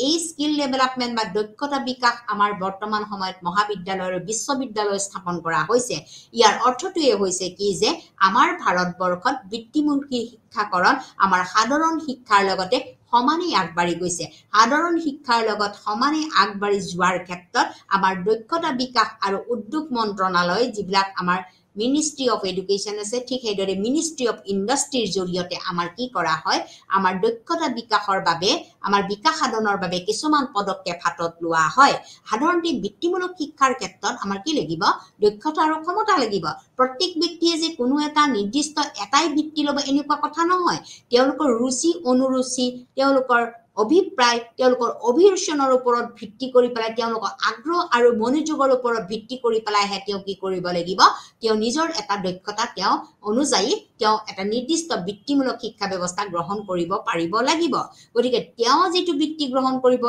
লব যিটো বৃত্তি তেওঁ পাঠ্যক্ৰম শিকিব সেইটোৰ বাবে তেওঁ নিৰ্দিষ্ট ৰুচি লাগিব তেওঁ নিৰ্দিষ্ট আগ্ৰহ লাগিব তেওঁ নিৰ্দিষ্ট দক্ষতা থাকিব লাগিব তেওঁ নিৰ্দিষ্ট ক্ষমতা থাকিব লাগিব গতিকে এইখিনি বিকাশ সাধন কৰাৰ ক্ষেত্ৰত আমাৰ কি কৰা হৈছে বহুতো মহাবিদ্যালয় আৰু বিশ্ববিদ্যালয় স্থাপন কৰা হৈছে আৰু লগতে উদ্যোগ মন্ত্ৰণালয়ে কি কৰিছে বিভিন্ন ধৰণৰ আঁচনি আমাৰ বৃত্তিমূলক শিক্ষা ব্যৱস্থাৰ বাবে আমাক সমল আগবঢ়াইছে য'ত এই আঁচনিসমূহৰ জৰিয়তে তেওঁলোকে ক্ষুদ্ৰ ক্ষুদ্ৰ কিছুমান বৃত্তি গ্ৰহণ কৰি পেলাই বৃত্তিমূলক পাঠ্যক্ৰম হওক প্ৰশিক্ষণ হওক বা বৃত্তি তেওঁলোকে গ্ৰহণ কৰি পেলাই অতি কম সময়ৰ ভিতৰতে তেওঁলোকে কি হ'ব পাৰে অৰ্থনৈতিকভাৱে স্বাৱলম্বী হ'ব পাৰে অৰ্থাৎ মূলতে হৈছে আমাৰ অৰ্থনৈতিকভাৱে যদি দেশৰ আমি যদি ল'ৰা ছোৱালী আগবাঢ়ি যাব নোৱাৰি ব্যক্তিসকল যদি আগবাঢ়ি যাব নোৱাৰি সি সাধাৰণ ব্যক্তিয়ে হওক বা বিশেষ আকাৰ ব্যক্তিয়ে হওক তেওঁলোকে যদি আগবাঢ়ি যাব নোৱাৰে তেতিয়াহ'লে আমাৰ ভাৰতীয় অৰ্থনীতি কিন্তু আগবাঢ়ি যাব নোৱাৰিব ভাৰতীয় অৰ্থনীতিৰ প্ৰগতি আৰু উন্নতি মূলতে বিকাশ সাধনৰ ক্ষেত্ৰত এটা লক্ষ্যই বৰ্তমান হৈছে আমাৰ পাঠ্যক্ৰমত আমি কি কৰিব লাগিব বৃত্তিমূলক শিক্ষা ব্যৱস্থা আমি গ্ৰহণ কৰিব লাগিব যদিহে বৃত্তিমূলক শিক্ষা ব্যৱস্থা আমি কি কৰিব নোৱাৰো সাৰ্বজনীন কৰিব নোৱাৰো বৃত্তিমূলক শিক্ষা ব্যৱস্থা আমি যদি মাধ্যমিক পৰ্যায়ত আমি যদি ইয়াক সাৰ্বজনীন বিনামূলীয়া কৰিব নোৱাৰো তেতিয়া হলে আমাৰ কি হ'ব দেশৰ প্ৰগতি আমি আগবাঢ়ি যাব নোৱাৰিম সকলোৱে যদি চৰকাৰী চাকৰিৰ প্ৰতি আগ্ৰহী হৈ থাকে তেওঁলোকে যদি কোনো এটা বৃত্তি গ্ৰহণ নকৰে তেওঁলোকৰ বহুত দক্ষতা আছে ক্ষমতা আছে মৌলিক উপাদান আছে ৰ মেটেৰিয়েলছ বিলাক আছে যিবিলাক উপাদান তেওঁলোকে ঘৰতে পায় এই সমলসমূহ থকাৰ পিছতো যদি তেওঁলোকে কোনো এটা বৃত্তি গ্ৰহণ নকৰে তেতিয়া হলে আমাৰ ভাৰতীয় অৰ্থনীতি সদায় পিছ পৰি থাকিব এই কথাৰ উপলব্ধি কৰি পেলাই আমাৰ ভাৰত চৰকাৰ আৰু ৰাজ্যিক চৰকাৰে কিছুমান আঁচনি সময়ে সময়ে আগবঢ়ায় গতিকে এই আঁচনিসমূহ হৈছে প্ৰাকমেন প্ৰশিক্ষণ আঁচনি এন্টিচিপেট প্ৰশিক্ষণ আঁচনি উন্নত আমাৰ বৃত্তিমূলক শিক্ষাৰ আঁচনি আমাৰ এনজিঅ বা আমাৰ বেচৰকাৰী সংস্থাসমূহে আমাৰ কিছুমান ক্ষেত্ৰত প্ৰয়োগ কৰা আঁচনি দক্ষতা বিকাশৰ আঁচনি আৰু উদ্যোগ মন্ত্ৰালয়ে সময়ে সময়ে আমাক দিয়া বিভিন্ন পদক্ষেপ আৰু বিভিন্ন আমাৰ শিক্ষামূলক আঁচনিসমূহৰ জৰিয়তে আমি কি কৰিব পাৰো বৃত্তিমূলক শিক্ষা ব্যৱস্থা সুদূৰ প্ৰসাৰী লাভ কৰাৰ ক্ষেত্ৰত আমি সহায় কৰিব পাৰো গতিকে এইখিনি হৈছে আমাৰ ভাৰত চৰকাৰ আৰু ৰাজ্যিক চৰকাৰ অৰ্থাৎ কেন্দ্ৰীয় চৰকাৰ আৰু ৰাজ্যিক চৰকাৰে আগবঢ়োৱা কিছুমান পদক্ষেপ বা আঁচনি গতিকে আমি দেখা পালো যে আমাৰ ভাৰতীয় শিক্ষা ব্যৱস্থাত আমাৰ বৃত্তিমুখী শিক্ষা ব্যৱস্থাই যথেষ্ট পৰিমাণে আমাৰ অৰিহণা যোগাই আহিছে ইয়াৰ পৰৱৰ্তী পৰ্যায়ত হৈছে আমাৰ মূল উপাদান কিছুমান আছে আমাৰ মূল কিছুমান উপাদান আছে যিবিলাক উপাদানক আমি কি কৈছো স্কিল ডেভেলপমেন্টেল বা আমাৰ কৌশল বিকাশ সাধনৰ ক্ষেত্ৰত আমি প্ৰয়োগ কৰিছো ৰাষ্ট্ৰীয় পৰ্যায়ত আমি কৌশল বিকাশ সাধনৰ ক্ষেত্ৰত আমি প্ৰয়োগ কৰিছো যাক কোৱা হৈছে যে কে এলিমেন্টছ অফ NSQEE গতিকে এই কথাটোৰ অৰ্থটো হৈছে আমি কি কি বিষয়বস্তুৰ জৰিয়তে আমি কি কৰিব পাৰো বিশেষভাৱে বৃত্তিমূলক শিক্ষা ব্যৱস্থা আমি আগবঢ়াই নিব পাৰো ইয়াৰ ওপৰত আমি গুৰুত্ব প্ৰদান কৰিব লাগিব গতিকে আমি বৃত্তিমূলক শিক্ষা ব্যৱস্থাৰ যিবিলাক মৌলিক উপাদান এই মৌলিক উপাদানৰ বিলাকৰ ভিতৰত আমাৰ প্ৰথমটো উপাদান হৈছে কি যে দক্ষতা আৰু কম্পিটেন্সি যদি আমাৰ ব্যক্তিসকলৰ মাজত কোনো ধৰণৰ দক্ষতা নাথাকে নিজস্ব কিছুমান দক্ষতা নাথাকে বা দক্ষতামূলক বিষয়সমূহক তেওঁলোকে যদি ল'ব নোৱাৰে তেতিয়া হলে আমি কি কৰিব নোৱাৰিম আমাৰ শিক্ষা ব্যৱস্থা বৃত্তিমূলক শিক্ষা ব্যৱস্থা আমাৰ সদায় পিছ পৰি থাকিব গতিকে বৃত্তিমূলক শিক্ষা ব্যৱস্থা আমি আগবঢ়াই নিয়াৰ ক্ষেত্ৰত আমাৰ কি হ'ব লাগিব আমাৰ দক্ষতা বিকাশ সাধনৰ কথা আমি ভাবিব লাগিব আৰু সেইমতে তেওঁলোকে কি ধৰণে আগবাঢ়ি যাব পাৰে তেওঁলোকৰ ক'ত কম্পিটেন্সিটো আছে আমি তাক জানিবলৈ আমি প্ৰথম উপাদান হিচাপে আমি ল'ব লাগিব ইয়াৰ পৰৱৰ্তী পৰ্যায়ত হৈছে আমি কিছুমান বৃত্তিমূলক শিক্ষা ব্যৱস্থা আৰু দক্ষতা প্ৰশিক্ষণৰ ব্যৱস্থা আমি কৰিব লাগিব গতিকে বৃত্তিমূলক শিক্ষা ব্যৱস্থা আৰু দক্ষতা প্ৰশিক্ষণৰ ব্যৱস্থা কৰিবলৈ যাওঁতে আমি কি কৰিব লাগিব আমি কিছুমান উপাদান তেওঁলোকক দিব লাগিব কোনটো উপাদান বা কোনটো বিষয়বস্তুৰে তেওঁলোকে বৃত্তিমূলক শিক্ষা ব্যৱস্থাৰ কোনটো পাঠ্যক্ৰমত বা কোনটো বিষয়ত তেওঁলোকে নামভৰ্তিকৰণ কৰিব পাৰিব আৰু তেওঁলোকে দক্ষতাৰ প্ৰশিক্ষণ ল'ব পাৰিব ইয়াৰ ওপৰত ভিত্তি কৰি আমাৰ কি কৰা হৈছিলে ৰাষ্ট্ৰীয় পৰ্যায়ৰ কৌশল গুণগত মানদণ্ডকৰণৰ বাবে এটা ফ্ৰেমৱৰ্ক বা এখন আঁচনি প্ৰস্তুত কৰা হৈছে যাক কোৱা হৈছে যে NSQF অৰ্থাৎ নেশ্যনেল স্কিল কোৱালিফিকেশ্যন ফ্ৰেমৱৰ্ক তেওঁলোকৰ কিমানখিনি গুণগত মানদণ্ড আছে যিসকল ব্যক্তিয়ে বৃত্তিমূলক শিক্ষা ব্যৱস্থা ল'ব এই বৃত্তিমূলক শিক্ষা ব্যৱস্থাৰ ক্ষেত্ৰত বিভিন্ন বৃত্তি অনুযায়ী তেওঁলোকে যিখিনি পাঠ্যক্ৰম অন্তৰ্ভুক্ত কৰিব এই অন্তৰ্ভুক্তকৰণৰ ক্ষেত্ৰত তেওঁলোকৰ কিমানখিনি গুণগত দক্ষতা আছে কিমানখিনি গুণগত দক্ষতাৰ ভিতৰত তেওঁলোকে এখন ফ্ৰেম বনাব বা এখন তেওঁলোকে ফ্ৰেমৰ ভিতৰত বা সেইখিনি সীমাবদ্ধতাৰ ভিতৰত আমি কি কৰিব পাৰো বৃত্তিমূলক শিক্ষা ব্যৱস্থা দিব পাৰো গতিকে আমাৰ নেশ্যনেল স্কিল কোৱালিফিকেশ্যন ফ্ৰেমৱৰ্কৰ আমাৰ কিছুমান কি আছে উপাদান আছে এই উপাদানৰ প্ৰথমটো উপাদান ইতিমধ্যে মই কলো দক্ষতাসমূহ আমি কি কৰিব লাগিব বিকাশ সাধন কৰি তুলিব লাগিব যদি নিৰ্দিষ্ট দক্ষতা বা ক্ষমতা তেওঁ যিটো বৃত্তি ল'ব সেই বৃত্তিটোৰ যদি নিৰ্দিষ্ট দক্ষতা আৰু ক্ষমতা তেওঁ কি কৰিব নোৱাৰে লাভ কৰিব নোৱাৰে বা নিৰ্দিষ্ট দক্ষতা বা আৰু ক্ষমতা যদি নাই আৰু বা কম্পিটেন্সি নাই তেতিয়া হলে তেওঁলোকে কি কৰিব নোৱাৰিব দেশৰ প্ৰগতি আৰু উন্নতিৰ ক্ষেত্ৰত আগবাঢ়ি যাব নোৱাৰিব ইয়াৰ পৰৱৰ্তী পৰ্যায়ত হৈছে আমাৰ যিটো বৃত্তিমূলক শিক্ষা ব্যৱস্থা আৰু দক্ষতা প্ৰশিক্ষণৰ ব্যৱস্থা আমাৰ লাগিব বৃত্তিমূলক শিক্ষা ব্যৱস্থা আৰু দক্ষতা প্ৰশিক্ষণৰ ব্যৱস্থা হৈছে এক গুৰুত্বপূৰ্ণ শিক্ষা ব্যৱস্থা যাৰ জৰিয়তে আমি কি কৰিব পাৰো সমাজৰ কিছুমান বিশেষ শ্ৰেণীৰ লগতে সাধাৰণ শ্ৰেণীৰ আমি ছাত্ৰ ছাত্ৰীসকলক আমি শিক্ষা প্ৰদান কৰি পেলাই তেওঁলোকক দক্ষতাসমূহৰ প্ৰশিক্ষণ দি পেলাই নিৰ্দিষ্ট বৃত্তিটো গ্ৰহণ কৰি পেলাই আমি দেশখন আগুৱাই লৈ যোৱাত সহায়ক হয় ইয়াৰ ভিতৰত আছে অন্য এটা আমাৰ উপাদান হৈছে সাধাৰণ শিক্ষা যদিও তেওঁলোকে বৃত্তিমূলক শিক্ষা ব্যৱস্থা নিজ নিজ দক্ষতা অনুযায়ী তেওঁলোকে ল'ব লাগে তথাপিও তেওঁলোকে সাধাৰণ শিক্ষাৰ পৰা কিন্তু বঞ্চিত হ'ব নালাগিব তেওঁলোকে সাধাৰণ যিটো দক্ষতা সেই দক্ষতাটো তেওঁলোকে উপলব্ধি কৰিব পাৰিব লাগিব এইটো এটা হৈছে তেওঁলোকৰ মূল উপাদান তাৰ পৰৱৰ্তী পৰ্যায়ত হৈছে কাৰিকৰী শিক্ষা গতিকে কাৰিকৰী শিক্ষা বুলি কওঁতে আমাৰ যিবিলাক এনেকুৱা কিছুমান শিক্ষা ব্যৱস্থা আছে যিবিলাক আমাৰ IIT হওক ইণ্ডিয়ান ইনষ্টিটিউট অফ টেকনলজি হওক বিভিন্ন ভকেশনাল ইনষ্টিটিউট হওক বৃত্তিমুখী আমাৰ কাৰ্যসূচীসমূহ হওক অনুষ্ঠান প্ৰতিষ্ঠানসমূহত কি কৰা হয় কাৰিকৰী শিক্ষা ব্যৱস্থা দিয়া হয় গতিকে কাৰিকৰী শিক্ষা ব্যৱস্থাও হৈছে আমাৰ কি আমাৰ ৰাষ্ট্ৰীয় পৰ্যায়ৰ আমাৰ কৌশলৰ গুণগত মানদণ্ডৰ নিৰ্মাণকৰণৰ ক্ষেত্ৰত ফ্ৰেমৱৰ্কত থকা বা সীমাবদ্ধতাৰ ক্ষেত্ৰত থকা এটা বিশেষ উপাদান ইয়াৰ পৰৱৰ্তী পৰ্যায়ত হৈছে চাকৰিৰ বজাৰ গতিকে তেওঁলোকে যিটো বৃত্তি গ্ৰহণ কৰিব এই বৃত্তিটো গ্ৰহণ কৰি তেওঁলোকৰ যিটো গুণগত মানদণ্ড তেওঁলোকৰ যিটো দক্ষতাৰ মানদণ্ড যিটো কৌশলৰ মানদণ্ড গুণগত মানদণ্ড তাৰ ভিত্তিত তেওঁলোকৰ কি হ'ব এই চাকৰিৰ বজাৰখন তেওঁলোকক উলিয়াই দিব পাৰিব লাগিব এইটো এটা বিশেষ উপাদান তাৰ পৰৱৰ্তী পৰ্যায়ত হৈছে জীৱনজোৰা শিক্ষা লাইফ লং এডুকেশ্যন লাইফ লং ট্ৰেইনিং তেওঁলোকে যিটো প্ৰশিক্ষণৰ জৰিয়তে তেওঁলোকে বৃত্তিমূলক শিক্ষা ব্যৱস্থা গ্ৰহণ কৰিব এইটো কিন্তু জীৱনজোৰা হ'ব লাগিব এইটোৰ কোনো সীমাবদ্ধতা নাই গতিকে জীৱনজোৰা শিক্ষণৰ জৰিয়তে তেওঁলোকৰ কি হ'ব লাগিব ৰাষ্ট্ৰীয় পৰ্যায়ৰ পাঠ্যক্ৰম আগবঢ়াই নিয়াত সহায় কৰিব পাৰিব লাগিব গতিকে জীৱনজোৰা শিক্ষণ হৈছে এনেকুৱা এটা পৰিক্ৰমা যাৰ জৰিয়তে তেওঁলোকে বিভিন্ন সময়ত সেই বৃত্তিটোৰ ওপৰতে বিভিন্ন পৰ্যায়ত নতুন নতুন দিশসমূহ প্ৰশিক্ষণ লৈ পেলাই গোটেই কাৰ্যসূচীটো তেওঁলোকে জীৱন জোৰা হিচাপে কঢ়িয়াই লৈ ফুৰিব পাৰে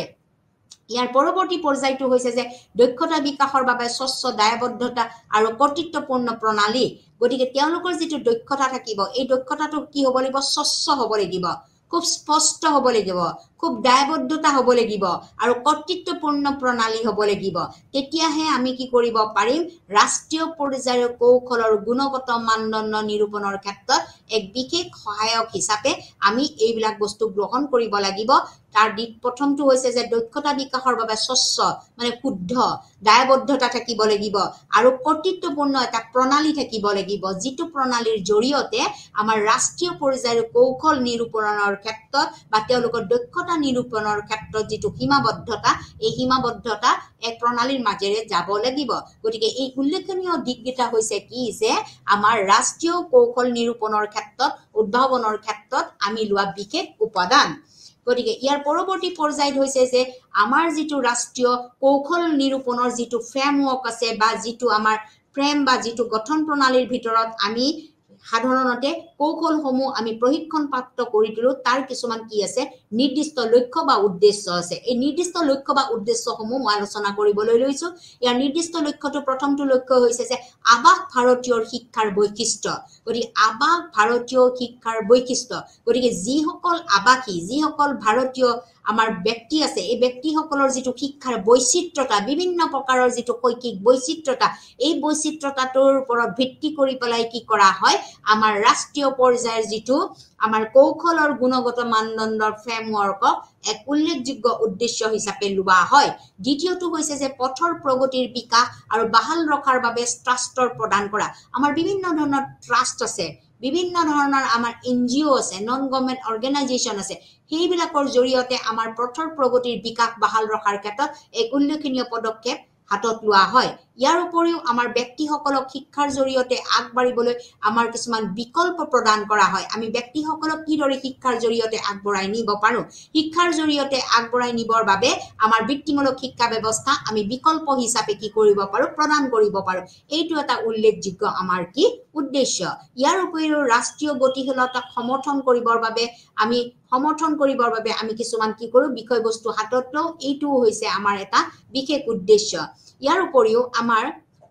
যিখন জাতীয় শিক্ষা নীতি আছে 2020 জাতীয় শিক্ষানীতি 2020 আমাক কি কৰিছে কিছুমান বিশেষ বিষয়ৰ ওপৰত গুৰুত্ব প্ৰদান কৰিছে যাৰ জৰিয়তে কি কৰিব পৰা হৈছে আমাৰ ভাৰতীয় শিক্ষা ব্যৱস্থা বিশেষকৈ বৃত্তিমূলক শিক্ষা ব্যৱস্থাৰ বাবে লোৱা পদক্ষেপসমূহৰ কথা আমি ক'ব পাৰো যেহেতু আমাৰ ৰাষ্ট্ৰীয় শিক্ষানীতি 2020 ইতিমধ্যে আমাৰ শিক্ষাৰ পৰিগঠনে শিক্ষাৰ পাঠ্যক্ৰম বিভিন্ন ক্ষেত্ৰত আমি পৰিৱৰ্তন দেখা পাইছো এই পৰিৱৰ্তনৰ ভিত্তিতে আমাৰ শিক্ষা ব্যৱস্থা যেহেতু 5+3+3+4 হিচাপে গণ্য কৰা হৈছে গতিকে ভাৰতবৰ্ষত বৰ্তমান আমাৰ অন্তৰ্মুখী শিক্ষা ব্যৱস্থা বা সমকালীন শিক্ষা ব্যৱস্থা আহি পৰিছে এই ক্ষেত্ৰত আমাৰ যিখন ৰাষ্ট্ৰীয় শিক্ষানীতি 2020 বা 2020 চনৰ যিখন শিক্ষানীতি এই শিক্ষানীতিখনে আমাকনো কি পদক্ষেপ হাতত লৈছে বিশেষকৈ আমাৰ বৃত্তিমূলক শিক্ষাৰ ক্ষেত্ৰত এইখিনি মই এতিয়া আলোচনা কৰিবলৈ লৈছো গতিকে আমাৰ ৰাষ্ট্ৰীয় শিক্ষানীতিখনে কি কৰিছে প্ৰথমতে দক্ষতা বিকাশৰ বাবে কাৰ্যসূচী কিছুমান হাতত লৈছে মই ইতিমধ্যে কৈছো যে আমি যদি বৃত্তিমূলক শিক্ষা ব্যৱস্থা গ্ৰহণ কৰিবলগীয়া হয় তেতিয়া হলে আমাৰ নিজ নিজ বিষয়ত সেই ছাত্ৰ ছাত্ৰীসকলৰ নিজ নিজ বিষয়ত কি লাগিব কিছুমান দক্ষতা লাগিব তেওঁ কোনটো বিষয় ভাল পায় তেওঁ ৰুচি অভিৰুচি কি তেওঁ কোনটো বিষয়ৰ ওপৰত মনোযোগ আছে তেওঁ কোনটো বিষয়ৰ ওপৰত আগ্ৰহ আছে এই কথাখিনি উপলব্ধি কৰিহে তেওঁ বৃত্তি এটা গ্ৰহণ কৰিব তেওঁ কোনটো বিষয়ত কৌশলতা আছে গতিকে তেওঁৰ যেটো দক্ষতা থাকিব এই দক্ষতা বিকাশৰ বাবে কিছুমান কাৰ্যসূচী হাতত লোৱাৰ বাবে পদক্ষেপ হাতত লোৱা হৈছে ইয়াৰ উপৰিও আমাৰ প্ৰধানমন্ত্ৰীৰ কুশল বিকাশ যোজনা গতিকে প্ৰধানমন্ত্ৰীৰ জৰিয়তেও আমাৰ কি কৰা হৈছে আমাৰ কুশল বিকাশ যোজনাৰ জৰিয়তে আমাৰ ৰাষ্ট্ৰীয় পৰ্যায়ত যিবিলাক কৌশল এই ৰাষ্ট্ৰীয় পৰ্যায়ৰ কৌশলৰ যেটো গুণগত মানদণ্ড এই মানদণ্ডৰ ভিত্তিত আমাৰ প্ৰধানমন্ত্ৰী কুশল বিকাশ যোজনায়ো কি কৰিছে কিছুমান পদক্ষেপ হাতত লৈ পেলাই আমাৰ বৃত্তিমূলক শিক্ষা ব্যৱস্থাৰ কাৰ্যকৰীকৰণ নিৰূপণ কৰাত সহায় কৰিছে ইয়াৰ উপৰিও ক্ৰাফটমেন প্ৰশিক্ষণ দক্ষতা ইতিমধ্যে মই এইটো বিষয়ে আলোচনাই কৰিছো আমাৰ ভাৰতবৰ্ষত বিভিন্ন ধৰণৰ নিজস্ব উৎপাদনশীল সামগ্ৰীৰে আমি কি কৰিব পাৰো সৰু সৰু একোটা উদ্যোগ গঢ়ি তুলিব পাৰো বিশেষকৈ ক্ৰাফট বিশেষকৈ সিলাই হওক আমাৰ বাঁহ বেতৰ কাম হওক কাঠৰ কাম হওক কাঁহ পিতলৰ বাচন তৈয়াৰ কৰাৰ ক্ষেত্ৰত বিভিন্ন ধৰণৰ বৈদ্যুতিক সামগ্ৰীকৰণ প্ৰস্তুতকৰণৰ ক্ষেত্ৰত হওক যিবিলাক ক্ৰাফটৰ কাম থাকিব হাতেৰে কৰা কাম এই কামবিলাকৰ প্ৰশিক্ষণৰ দক্ষতাৰ বাবেও কি কৰা হৈছে আমাৰ কিছুমান বিষয়বস্তু আমাৰ 2020 নিউ এডুকেশ্যন পলিচিয়ে ইয়াক জোৰদাৰভাৱে ইয়াক অন্তৰ্ভুক্ত কৰি পেলাই আমাৰ ভাৰতীয় শিক্ষাত বিশেষকৈ বৃত্তিমূলক শিক্ষা ব্যৱস্থাত এক গুৰুত্বপূৰ্ণ পদক্ষেপ হাতত লৈছে গতিকে আমাৰ যিবিলাক এই পদক্ষেপসমূহ আমাৰ ভাৰতীয় শিক্ষা ব্যৱস্থাৰ ইতিহাসত কি কৰা হৈছে আমাৰ বিভিন্ন ধৰণৰ তেওঁলোকৰ দক্ষতা বিকাশ বা দক্ষতা বিকাশ সাধনৰ জৰিয়তে আমাৰ শিক্ষা ব্যৱস্থা সাধাৰণ শিক্ষাৰ লগতে আমাৰ বৃত্তিমূলক শিক্ষা ব্যৱস্থা প্ৰদানৰ ক্ষেত্ৰতো আমাৰ বহু পৰিমাণে সহায় কৰিছে ইয়াৰ উপৰিও অন্য কিছুমান আমাৰ আকৌ আনুষংগিক কিছুমান আমাৰ কি আছে উদ্দেশ্য আছে এই অনুষংগিক উদ্দেশ্যসমূহৰ ভিতৰত আমাৰ কি আছে ক্ৰাফটমেন প্ৰশিক্ষণ টাইপিং আঁচনি আমাৰ যিবিলাক ক্ৰাফটৰ কাম আছে এই ক্ৰাফটসমূহৰ যিবিলাক প্ৰশিক্ষক আছে যোনে প্ৰশিক্ষক ল'ব সেই প্ৰশিক্ষকসকলকো কি কৰা হয় আমাৰ উন্নত মানদণ্ডৰে কিবিলাক বিষয়বস্তু লৈ পেলাই তেওঁলোকক আগবঢ়াই নিব পৰা যাব এই বিষয়ে আমাৰ কিছুমান আঁচনি আছে যি আঁচনিসমূহে আমাৰ কি কৰিছে ভাৰতীয় শিক্ষা ব্যৱস্থাত আমাক গুৰুত্বপূৰ্ণ পদক্ষেপ হাতত লৈছে ইয়াৰ উপৰিও আমাৰ দক্ষতা বিকাশৰ বাবে কিছুমান উদ্যোগ বা আঁচনি গঢ় লৈ উঠিছে গতিকে প্ৰত্যেকজন ব্যক্তিৰে নিজস্ব দক্ষতা আছে বা স্কিল আছে আৰু এই স্কিল বিলাকৰ ভিত্তিত বা দক্ষতাৰ ভিত্তিত বিকাশ সাধন কৰিবৰ বাবে কিছুমান উদ্যোগ বা আঁচনি লোৱা হৈছে কিদৰে এই আঁচনিসমূহ লৈ পেলাই তেওঁ নিজস্ব দক্ষতাটো তেওঁ বিকাশ সাধন কৰি পেলাই তেওঁ উদ্যোগীকৰণৰ ক্ষেত্ৰত আগবাঢ়ি যাব পাৰে তাৰ বাবে এটা গুৰুত্বপূৰ্ণ উদ্দেশ্য হাতত লোৱা হৈছে ইয়াৰ উপৰিও দীনদয়াল উপাধ্যায় যোজনা ইতিমধ্যে আপোনালোকে গমেই পাইছে যে দীনদয়াল উপাধ্যায় আমাৰ যিবিলাক মহাবিদ্যালয় আছে এই মহাবিদ্যালয়সমূহৰ স্থাপনৰ মূল উদ্দেশ্যতে আছে যে আমি বৃত্তিমূলক শিক্ষা ব্যৱস্থা সেই মহাবিদ্যালয়সমূহত কি কৰিব লাগিব অন্তৰ্ভুক্তিকৰণ কৰিব লাগিব গতিকে দীনদয়াল উপাধ্যায় যিখন যোজনা এই যোজনাৰ জৰিয়তে আমি কি কৰিব পাৰিছো বৃত্তিমূলক শিক্ষা ব্যৱস্থাৰ এক সুদূৰ প্ৰসাৰী লাভ কৰাৰ ক্ষেত্ৰত সহায় কৰিব পাৰিছো ইয়াৰ উপৰিও আমাৰ গ্ৰাম্য স্বনিয়োগ প্ৰশিক্ষণ প্ৰতিষ্ঠান আছে আমাৰ গ্ৰাম্য অঞ্চলত কিছুমান কি আছে স্বনিয়োজিত নিজে নিজক নিয়োগ কৰিব পৰা কিছুমান প্ৰশিক্ষণ আছে প্ৰশিক্ষণ কেন্দ্ৰ আছে যিবিলাক প্ৰশিক্ষণ কেন্দ্ৰত তেওঁলোকে প্ৰশিক্ষণ লৈ পেলাই প্ৰতিষ্ঠানসমূহত প্ৰশিক্ষণ লৈ পেলাই তেওঁলোকে নিজকে প্ৰতিষ্ঠিত হ'ব পাৰে নিজকে নিয়োজিত হ'ব পাৰে গতিকে এনেকুৱা ধৰণৰ আমাৰ উদ্দেশ্য কিছুমান হাতত লোৱা হৈছে গতিকে যাক কৈছে যে গ্ৰাম্য স্বনিয়োগ প্ৰশিক্ষণ প্ৰতিষ্ঠান ইয়াৰ উপৰিও আমাৰ কিছে ইন্টিগ্ৰেটেড দক্ষতা বিকাশ আঁচনি বৰ্তমান সময়ত আমাৰ নতুন শিক্ষানীতিয়ে সকলোবিলাক বিষয়বস্তু আমাৰ কি কৰিছে ইন্টিগ্ৰেটেড কৰিছে গতিকে ইন্টিগ্ৰেটেড কৰাৰ লগে লগে আমাৰ প্ৰত্যেকটো বিষয়বস্তু এতিয়া আমি অকলশৰীয়াভাৱে বা সাধাৰণ শিক্ষা বা বিশেষ শিক্ষা বা বৃত্তিমূলক শিক্ষা বা কলাত্মক শিক্ষা বা বিজ্ঞান শিক্ষা বা বাণিজ্যমূলক শিক্ষা ব্যৱস্থা আমি বিভিন্ন ধৰণৰ বিভাগসমূহ আমি একলগ কৰা হৈছে যাৰ ফলত আমাৰ বৃত্তিমূলক শিক্ষা ব্যৱস্থাও আমাৰ অন্তৰ্ভুক্তিকৰণ কৰা হৈছে এই অন্তৰ্ভুক্তিকৰণৰ যেটো দক্ষতা বিকাশৰ আঁচনি এইটো আমাৰ ভাৰতীয় শিক্ষা ব্যৱস্থা আমাৰ 2020 আমাৰ 2020 চনৰ যিখন নতুন শিক্ষানীতি আছে এই শিক্ষানীতিৰ এটা নতুন পদক্ষেপ বা নতুন উদ্দেশ্য হিচাপে আমি কি কৰিব পাৰো লব পাৰো ইয়াৰ উপৰিও আমাৰ কি আছে উদ্যোগশীলতা বিকাশশীল মানসিক কিছুমান কাৰ্যসূচী আছে আমাৰ উদ্যোগশীলতা বিকাশশীল মানসিক কাৰ্যসূচী আছে যিবিলাক আমি উদ্যোগ গঢ় লৈ পেলাই আমি বিকাশশীল হোৱাৰ ক্ষেত্ৰত কিছুমান মানসিক আমি কি মানসিকভাৱে কিদৰে প্ৰস্তুত কৰিব পাৰি ব্যক্তিসকলক তাৰ বাবেও কিছুমান কাৰ্যসূচী হাতত লোৱা হৈছে যিটো কাৰ্যসূচীও আমাৰ ৰাষ্ট্ৰীয় কৌশল নিৰূপণৰ ক্ষেত্ৰত গুণগত মানদণ্ড নিৰূপণৰ ক্ষেত্ৰত এটা বিশেষ উদ্দেশ্য হিচাপে স্থাপিত হৈছে অৰ্থাৎ উদ্যোগশীলতা বিকাশশীল মানসিক কাৰ্যশীলতা গতিকে আমি যদি একোটা উদ্যোগ লৈ তুলিব লাগে কোনো এটা আমাৰ ঘৰুৱা বস্তুৰ জৰিয়তে সৰু সৰু বস্তুৰ জৰিয়তে উদাহৰণস্বৰূপে মই কৈছো যে তামোলৰ বাকলিৰে আমি বহুত বস্তু বনাব পাৰো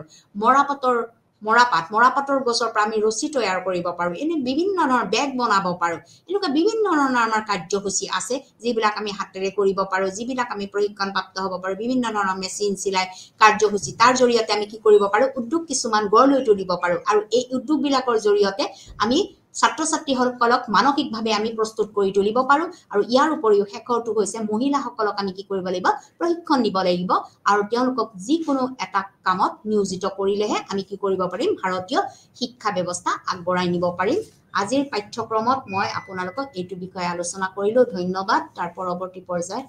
আপোনালোকক পুনৰ লগ পাম